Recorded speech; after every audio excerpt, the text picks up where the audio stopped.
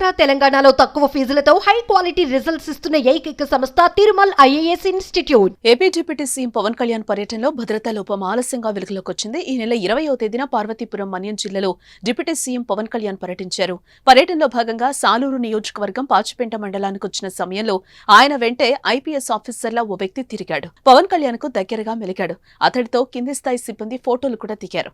పర్యటన తర్వాత సోషల్ మీడియాలో నకిలీ ఐపీఎస్ ఫోటోలు వైరల్ గా మారాయి. ఫోటోలు బయటకు రావడంతో పోలీసులు విచారణ చేపట్టగా అసలు విషయం బయటపడింది. దీంతో వెంటనే అతన్ని గుర్తించి అదుపులోకి తీసుకున్నారు. నకిలీ ఐపీఎస్ ఆఫీసర్ అనే వ్యక్తి గరివిడి మండలం అంబటివలస గ్రామానికి చెందిన బలివాడ సూర్యప్రకాష్ గా గుర్తించారు.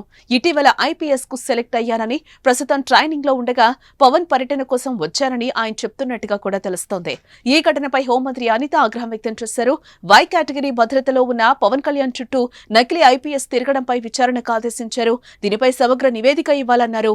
సూర్యప్రకాష్ పై పూర్తి సమాచారం అధికారులు సేకరిస్తున్నారు. ఏదేమైనా పవన్ లాంటి నాయకుడి పర్యటనలో భద్రతా లోపం చర్చకైతే దారితీసింది. ఇప్పటికే పలుమార్లు పవన్ ను చంపేస్తామంటూ బెదిరింపులు వచ్చాయి. ఆయన కూడా ఇలాంటి బెదిరింపులపై మాట్లాడారు. ఈ నేపథ్యంలో ఆయన భద్రతలోనే లోపం తీవ్ర కలకలం రేపుతోంది.